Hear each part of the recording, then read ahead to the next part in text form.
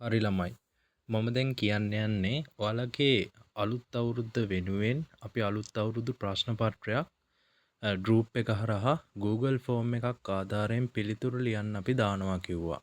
ඒකේ ගෲප් එකේ මම දාන ලින්ක් එකෙන් ගිහින් කොහොමද Google Sheet එක අරගෙන ප්‍රශ්න පත්‍රයට පිළිතුරු ලියන්නේ කියලා තමයි මම මේ වීඩියෝ එකේදී කෙටි හැඳින්වීමක් දාන්නේ. ඒ නිසා මේ වීඩියෝ එක බලලා මේ වීඩියෝ එකේ තියෙන විදියට ඔයා ප්‍රශ්න පත්‍රය ලියන්න ඕනේ.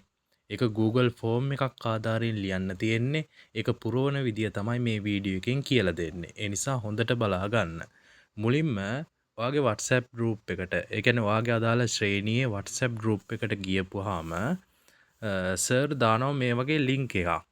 මේ link එක ඔයාලට නිල් පාටින් පෙන්නයි. මේක ටච් කරගන්නවා.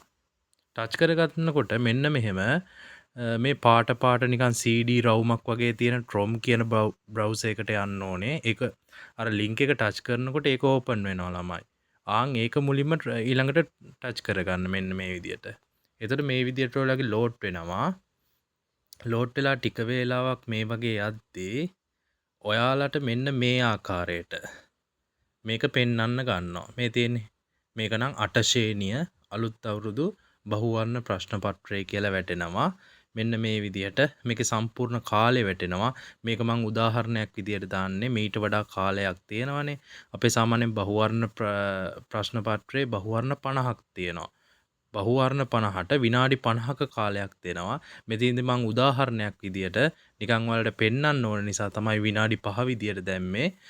මොකද විනාඩි 5ක් මේ ඇත්ත ප්‍රශ්න පත්‍රය වලට මට පෙන්වන්න බෑනේ. එහෙම වුණොත් මේක තරගයක් වෙන්නේ නෑනේ. ඒ නිසා තමයි මේ මෙතෙන්ට විනාඩි 5ක් වගේ මම නිකන් උදාහරණයක් ප්‍රශ්න පත්‍රක ආකෘතියක් තමයි දැන් ඔයාලට පෙන්වන්නේ. ඇත්තම ප්‍රශ්න පත්‍රය නෙවෙයි. හරි. ඊට පස්සේ මෙන්න මේ විදිහ එකක් ඕපන් වෙයි. ඊට පස්සේ ඔයා ප්‍රශ්න පත්‍රය ලියන්න සූදානම් නම් විතරක් මෙන්න මෙතන තියෙන මේ ස්ටාර්ට් කියලා තියෙන බටන් එක ක්ලික් කරන්න ඕනේ. බැරි වෙලාවත් ඔයා සූදානම් නෙවෙයි නම් නිකන් ඉන්න වෙලාවේ මේ ස්ටාර්ට් එක ක්ලික් කරොත් කෙලින්ම ප්‍රශ්න පත්‍රය ඕපන් වෙලා ඔයාට ලියන්න ප්‍රශ්න පත්‍රයේ ලියන්න තියෙන කාලය තප්පරෙන් තප්පරේ අඩු වෙවි යනවා. එතකොට ඒ කාලය ඔයා Google Sheet එක ආයෙ කැන්සල් කරත් ඒ කාලය කෙලින්ම අඩු වෙන එක වෙන්නේ. ඒක ආයෙ කාලය අඩු වෙන කාලය ආයෙ නැවත ගන්න බෑ. ඒ නිසා ඔයා ප්‍රශ්න පත්‍රය ලියන්න තියෙන chance එක මිස් කරගන්නවා. ඔයා නිකම් මේ start කියන බටන් එක එබුවොත්. ඒ නිසා ප්‍රශ්න පත්‍රය ලියන්න සූදානම් නම් විතරක් ඒ සූදානම් වෙලාවේ විතරක් මෙන්න මේ start කියලා තියෙන බටන් එක ක්ලික් කරන්න ඕනේ. මම ඔයාලට දැන් ක්ලික් කරලා පෙන්නන්නම්. ඊට පස්සේ මේ විදිහට ටික වේලාවක් ලෝඩ් වෙලා මෙන්න මේ විදිහට ඔයාලට ප්‍රශ්න පත්‍රය දැක ගන්න පුළුවන්. හරිද? මේකේ උඩින්ම තියෙනවා මෙන්න ටයිම් එක. මේ ටයිම් එක මං කිව්වා විනාඩි 5ක් වගේ තිබ්බේ. ඒ තිබ්බේ ඔයාලට පෙන්වන්න නිකන් ප්‍රශ්න පත්‍රයක ආකෘතියක් පෙන්වන්න විතරයි මේ තිබ්බේ.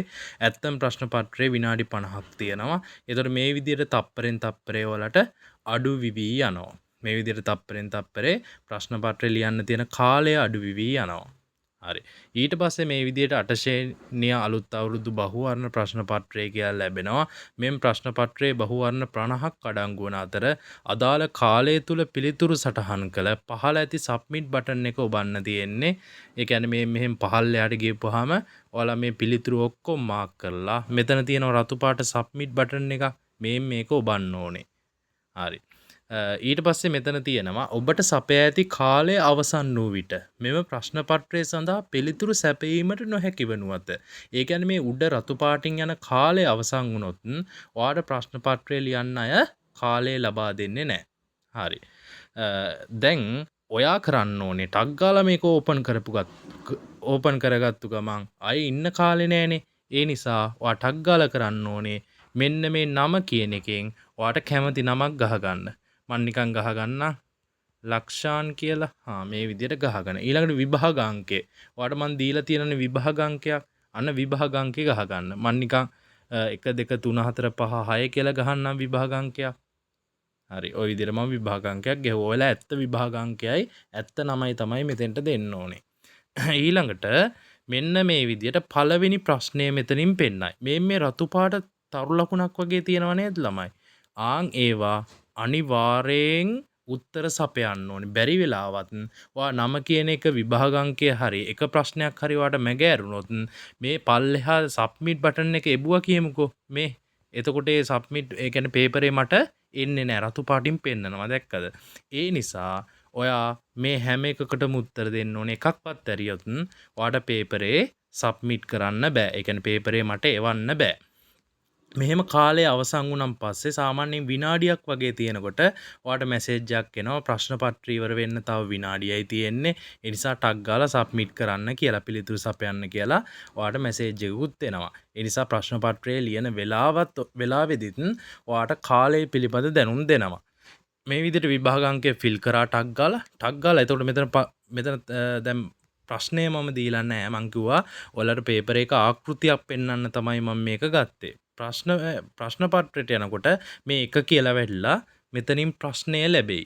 හරිද? මෙතනින් මම ප්‍රශ්නය දාලා නැහැ. මොකද මේක ඇත්ත ප්‍රශ්න පත්‍රය නොවන නිසා. ඊට පස්සේ ඔයාලා දැන් මේ තියෙන්නේ මැසේජ් එකව දැක්කද? ප්‍රශ්න පත්‍රය අවසන් වීමට තව ඇත්තේ විනාඩි 2යි. එතකොට ඔයා ටක් ගාලා ඉතුරු ප්‍රශ්න ටිකට උත්තර ලියන්න ඕනේ. නැත්තම් මේ Google ෆෝම් එකේ අයවාට ප්‍රශ්න පත්‍රය ලියන්න තියෙන කාලය අහිමි වෙනවා. මේ තියෙන අඩු වෙනවා. දැන් ටිකෙන් ටික හරි. පළවෙනි ප්‍රශ්නේනේ මේක. මේ පළවෙනි ප්‍රශ්නේදී අපි කියමු උත්තරේ 2 කියලා. අන්න 2 උඩ ටච් කරනවා. ඔයාට වැරදිලා උත්තරය ටච් කරලා වෙන උත්තරයකට මාරු කරන්න උනොත් ඊළඟ උත්තරේ උඩ ටච් කරන්න. එතකොට මේක මාරු වෙනවා. මේ විදියට ඔයා තියෙන හැම බහුවර්ණයකටම පිළිතුරු සපයන්න ඕනේ. හරි එක උඩින් ටච් කරලා මේ විදියට. දැන් ඔක්කොම සපයලා ඉවරයි. නමත් හරි විභාග අංකයත් හරි ඒ ඔක්කොම හරි. ඒ ඔක්කොම ඉවර වෙලා දැන් ඔයාට පුළුවන් මෙන්න මේ යට තියෙන සබ්මිට් කියන බටන් එක ඔබන්න. එතකොට දැන් මෙහෙම මම සබ්මිට් කියන බටන් එක උඩ ටච් කරනවා. දැන් ටික වේලාවක් මේ විදියට යනවා. ගිහින් මේ විදියට ටික වේලාවක් යනවා. අර කාලේ ඉවර වෙන්න කලින් ළමයි පේපරේ සබ්මිට් කරන්න ඕනේ. මේ තියෙන්නේ thank you for using කියලා මේ විදියට හින්ඩ්‍රීසි මැසේජ්. දැන් මේ මෙහෙම වැටුණන් පස්සේ මේ තියෙන්නේ ටයිම් එකත් නතර වුණා. අන්න දැන් තමයි ඒ කියන්නේ සර්ට මට ඔයාලගේ බලපු පේපරේ දැන් මේ වෙනකොට ලැබිලා තියෙන්නේ. ඒ නිසා මේ මැසේජ් එක ආපු ගමන් ඔයාට පුළුවන් දැන් බැක් එක ඔබලා මේක අයින් කරලා මෙහෙම කට් වෙන්න පුළුවන්. හරිද? දැන් තමයි ඔයා පේපරය ලියලා ඉවර වෙලා තියෙන්නේ. හරිද? දැන් ආය අර විදියට ලින්ක් එකෙන් ගිහින් ඔයාලට ප්‍රශ්න පත්‍රය කවදාකවත් ලියන්න බෑ. එක chance එකයි තියෙන්නේ. ඒ නිසා නිකන් බලන්න Google Sheet එක open කරන්න එපා. ප්‍රශ්න පත්‍රය ලියන්න විතරක් සූදානම් වෙලා අන්නේ Google form එක open කරගෙන ඒ විදියට ප්‍රශ්න පත්‍රය ලියන්න ඕනේ. හරි? අපි බලමු වැඩිම ලකුණු ලබා ගන්න සිසුන් කවුද කියලා. ඒ නිසා හරියට උත්තර මාක් කරලා හරියට විස්තර ටික සම්පූර්ණ කරලා විභාග අංක ටික මම ඕනනම් නැවත iDrop එකට දාන්න. ඒ ටිකත් බලලා හරියට ෆිල් කරගෙන එහෙනම් වැඩේ කරගන්න. එහෙනම් සියලු දෙනාටම තෙරුවන් සරණයි.